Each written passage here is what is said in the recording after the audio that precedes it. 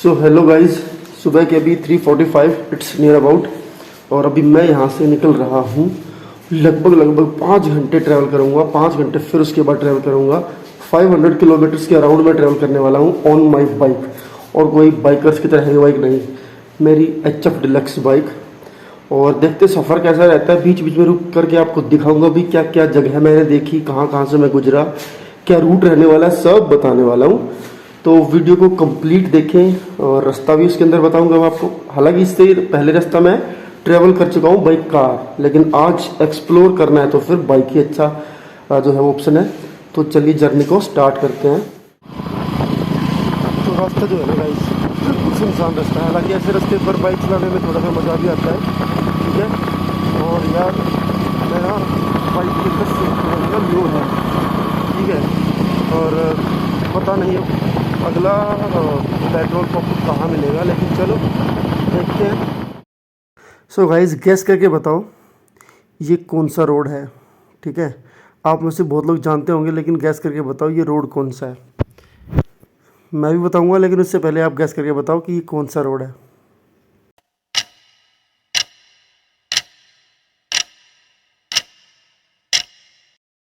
सो ये रोड है Rajiv Gandhi education city के बीच में से होता हुआ। काफ़ी सुंदर लग रहा है रात को, दिन में भी सुंदर है, रात को और भी ज़्यादा सुंदर दिख रहा है।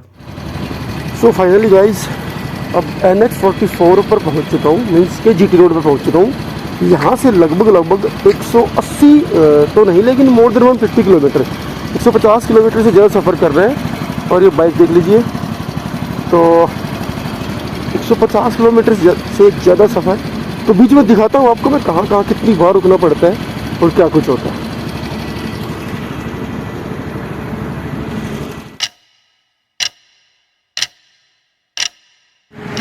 चलो जी, टैंक हो चुका है अब फुल, और अब थोड़ी सी यहाँ से स्पीड लेकर के चलते हैं। चलो, सो हम पहुँच चुके हैं मुरथल, ठीक है। ये मुरथल के फेमस ढाबे, ये पहलवान ढाबा, ठीक है।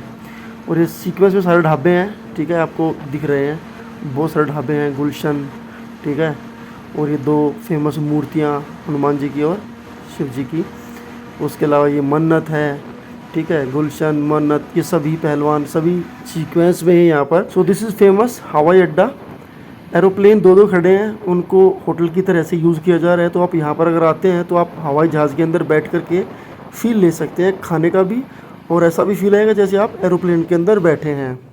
So guys, this is the famous Sukhdev dhaba, Amrik Sukhdev dhaba. तो नाम का है, आप देखिए शान इसकी, इतनी भीड़ है सुबह, मतलब पार्किंग की भी इतनी भीड़ है सुबह, ठीक है। और इसके बिल्कुल साइड में ही आप देख पा रहे हैं, ये है गरम धर्म ढाबा।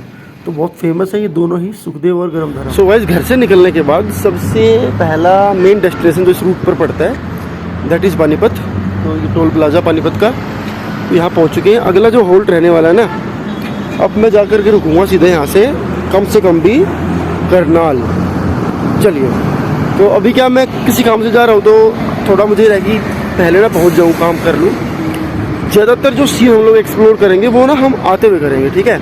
कुछ पहाड़ भी दिखाऊंगा आपको, सब कुछ दिखाऊंगा, ठीक है। और चलिए जर्नी को यहाँ से स्टार्ट करते हैं, फिर से मिलते हैं करनाल। सो दिस इज ब्रह्म सरोवर कुरुक्षेत्र। और गाइस, स्किप करना पड़ा करनाल को क्योंकि थोड़ी सी जल्दी थी। और ग्रीनरी यहाँ पर देखिए, मतलब हम लोग कुरुक्षेत्र के अंदर एंट्री कर चुके हैं। ब्रह्म सरोवर का बोर्ड लगा देखा तो जाहिर सी बात समझ में आपको आ गया होगा, फेमस ब्रह्म सरोवर कुरुक्षेत्र के अंदर है। ग्रीनरी बहुत ज़्यादा पसंद है मुझे पर्सनली, अगर देखा जाए तो सोनीपत के कंपैरिजन में। अभी हम पीपली पहुंच चुके हैं, मतलब कुरुक्षेत्र का वो पॉइंट जहां से आप कुरुक्षेत्र शहर की तरफ टर्न करते हो, उस जगह को पीपली जो है वो कहा जाता है, ठीक है। वो जगह पीपली है। और यहाँ से कुछ किलोमीटर कुरुक्षेत्र अंदर की तरफ है, मतलब GT रोड के बिल्कुल साइड में नहीं है, थोड़ा अंदर की तरफ है शहर, ठीक है। जैसे सोनीपत है, मुरथल जो है वो ऑन रोड पड़ता है, देन सोनीपत जो है वो 6-7 किलोमीटर अंदर की तरफ है। तो ये वो रोड आ चुका है, ये फ्लाईओवर है, जहाँ से अगर हम नीचे की तरफ से जाते तो कुरुक्षेत्र शहर के अंदर हम एंट्री कर सकते थे। This is the way to Kurukshetra city. ये रास्ता जो है वो साइड में आप देख पा रहे हैं। चलिए बढ़ते हैं अपने डेस्टिनेशन की तरफ फटाफट से, फिर आगे आपको। सो फाइनली गाइस, हम लोग पहुँच चुके हैं उस जगह पर जहाँ से हमने GT रोड को छोड़ दिया, ठीक है। Now from here we are going to take another road, ठीक है।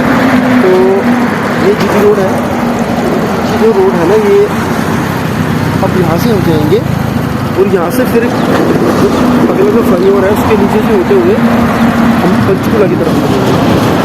और जहाँ पर मैं फिलहाल खड़ा हूँ उस जगह का नाम है शाहबाद मारकंडा। और ये जो है आपको जो दिख रहा है ये जगह, ये मारकंडा नदी है, फिलहाल सूखी हुई है। और वापस आते हुए वहाँ का भी सीन आपको मैं दिखाऊँगा। उसके पास में मार्कंडेश्वर का मंदिर भी है, प्राचीन मंदिर है। और मेरे पीछे अभी आप एक पार्क देख रहे हैं, ठीक है। और यहाँ पे कुछ शॉप्स हैं, तो थोड़ी चाय पी लेते हैं, ठीक है। और उसके बाद फिर चलेंगे। लगभग हम लोग मोर देन 150 किलोमीटर तय कर चुके हैं, तो 90 किलोमीटर के आसपास शायद और बचता होगा सफ़र जो है वो, क्योंकि 60-65 किलोमीटर हम लोग चल चुके।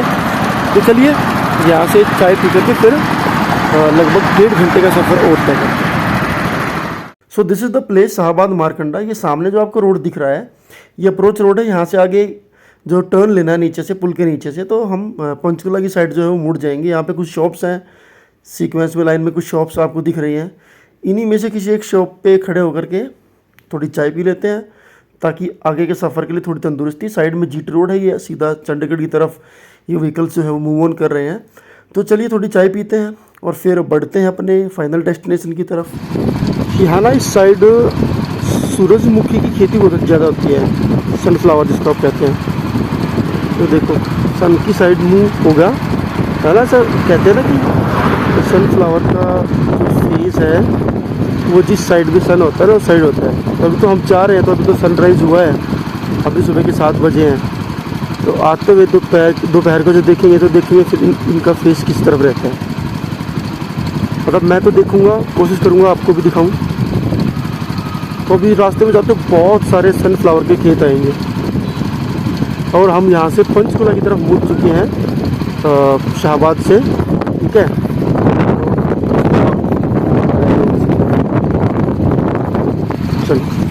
चलिए यहाँ से आगे बढ़ाते हैं।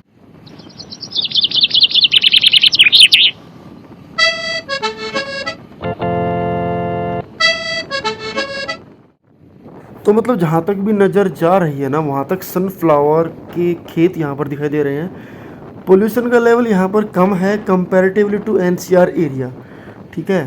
तो देख पा रहे हैं आप दूर दूर तक सनफ्लावर के खेत हैं और विजिबिलिटी बहुत अच्छी है, मतलब, ठीक है। तो पोल्यूशन कम है यहाँ पर। सो गाइज अभी हम खड़े हैं नग्गल, हरियाणा में पड़ता है नग्गल। और जहाँ पूरा रास्ता जब कवर कर लिया हमने तो यहाँ पहुँचे। यहाँ से अभी हम 20 किलोमीटर के आसपास और होंगे पंचकुला से।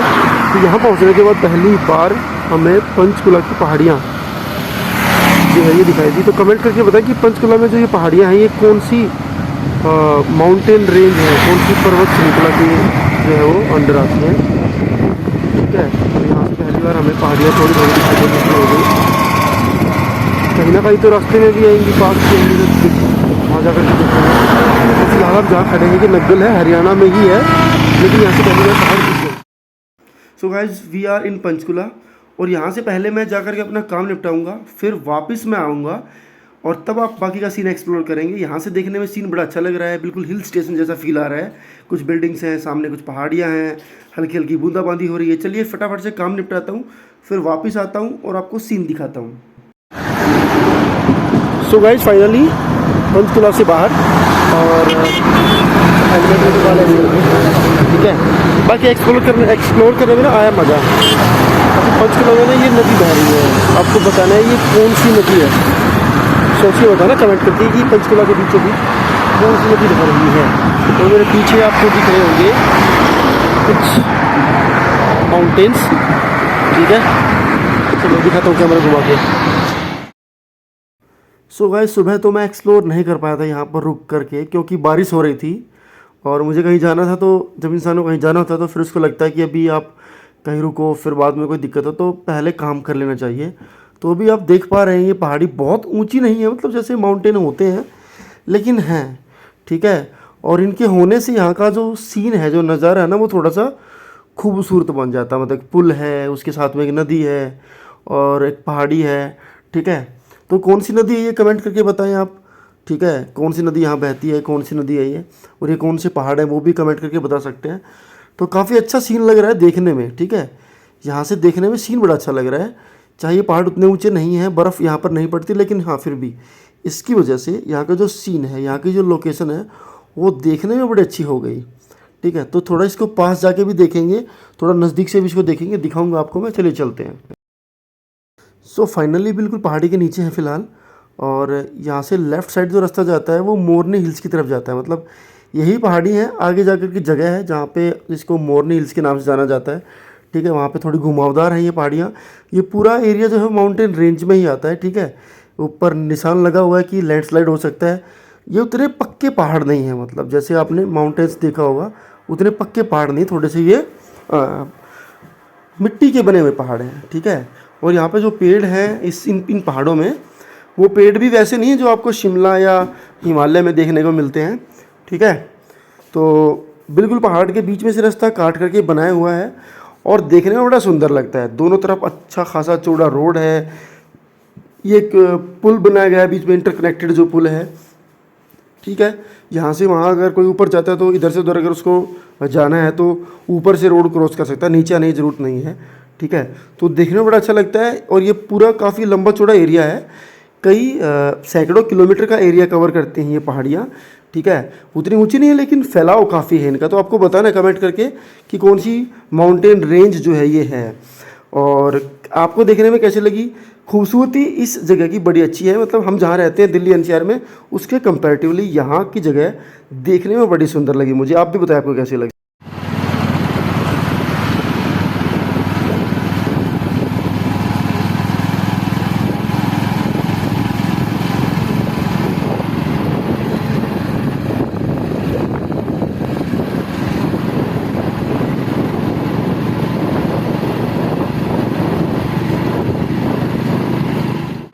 तो गाइस वैसे तो मुझे शाहबाद मार्केट ले जाके रुकना था, लेकिन बाइक चला के ना लगा कुछ खा पी लेना चाहिए, तो बनाना शेक लेने वाला हूँ अब मैं। ठीक है, खाने का मन है, गर्मी बहुत है, वैसे है पूरा एडवेंचर। ठीक है, सुबह अभी 5 घंटे बाइकिंग करी, उसके बाद अभी भी घंटा भर, लगभग 1 घंटे से ऊपर हो गया, 5-4 मिनट, और उसके बाद छोटा सा टाउन जैसा कुछ है शाह करके। ठीक है, शाहबाद मार्केट से थोड़ा पहले ही है, तो मुझे लगा यहाँ है कुछ दिखाई दे तो कुछ खा पी लेते हैं। ठीक है, चलिए फिर यहाँ से आगे बढ़ेंगे और देखते हैं अगला डेस्टिनेशन कहाँ होगा, कहाँ आराम करते हैं। सो गाइज जब मैं जा रहा था तो वो सारे सनफ्लावर के खेत आपको दिखाए थे। उस टाइम पर उनका जो फेस था वो सन की तरफ था, नो डाउट। बट अभी इन खेतों को देख के लग नहीं रहा कि जो फूल है इनका जो फेस है वो सन की तरफ है, क्योंकि फ़िलहाल सन बिल्कुल ऊपर की डायरेक्शन में है और ये अभी भी एक साइड है। तो मतलब ये तो मिथ हुआ फिर एक तरीके से। तो उधर देखिए, इस पुल का शाहबाद में हम खड़े हैं, तो दो जो रोड है इनके बीच में बहुत डिफरेंस है। मतलब हम इधर हैं, बीच में ये पूरी नदी का जो एरिया, ये पूरी नदी का एरिया। ठीक है, तो काफ़ी गैप है। यार गर्मी बहुत ज़्यादा है, मतलब कुछ खाने का मन नहीं होता, बस कुछ ना कुछ ड्रिंक जो है वो लेते रहो, कभी कोल्ड ड्रिंक कभी जूस। और एक छोटा सा होल्ट लिया हमने 5 मिनट का, ये होटल है, इसका नाम भी हवेली है। तो थोड़ी कोल्ड ड्रिंक पी, अब चलिए आगे बढ़ते हैं। ये है जी करनाल के पास द ग्रेट खली का होटल, और यहाँ पर उनकी रिंग भी है और होटल भी है। सो गाइस अभी करनाल में ही हैं, और करनाल में ये देखिए फेमस गुरुद्वारा है करनाल का। ठीक है, ऑन रोड है, बड़ा सुंदर है देखने में। और तो अभी करनाल को ही हम लोग जो है वो क्रॉस कर रहे हैं। तो यहाँ पर भी ग्रीनरी काफ़ी ज़्यादा है, देखने में ये एरिया भी काफ़ी अच्छा है in comparison to Delhi NCR. So guys ये सामने आपको जो दिख रहा है ये कोस मीनार है। हरियाणा के अंदर ऐसी 88 कोस मीनार हैं। एक टाइम पर ये रोड जहाँ पर हम खड़े हैं ये उस कोस मीनार के बिल्कुल पास से गुजरता था। मेरे लेफ़्ट साइड में मर्सिडीज़ का शोरूम, मेरे राइट साइड में ऑडी का शोरूम। तो ऑडी और मर्सिडीज़ आमने सामने करनाल के अंदर दोनों showroom. So this is another cos Minar. Total 88 है हरियाणा के अंदर कोस मीनारें। मुगलों ने बनवाई थी, इस रोड के बिल्कुल किनारे पर बनवाई थी। So guys back to Murthal, और अपने घर के आसपास आ चुके। तो ये है फेमस और काफ़ी महंगा, काफ़ी expensive park Blu hotel. So finally reached at the destination. और काफ़ी थका देने वाला सफ़र था, धूल मिट्टी से भी लड़के, और कई जगह हॉल्ट लिया, कई जगह कुछ ना कुछ खाया पिया, और अब लेना पड़ेगा रेस्ट, ज़बरदस्त वाला रेस्ट। और हेलमेट उतार के भी वीडियो बना सकता था, लेकिन हेलमेट उतारूंगा ना तो फिर बाल ना बड़े ख़राब हो चुके हैं। अब थोड़ा शावर लेना पड़ेगा, उसके बाद कुछ खा पी के और नींद भी लेनी पड़ेगी। लगभग 6:30 बजे हैं, ठीक है। और सुबह 3:50 के आसपास यहाँ से निकला था मैं, लगातार ड्राइविंग सिटिंग।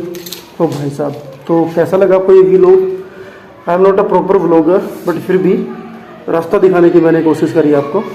कमेंट करके बताएं, और अगर अच्छा लगा तो चैनल को सब्सक्राइब करें तमाम मोटिवेशनल एजुकेशनल वीडियोज़ के लिए। Thank you.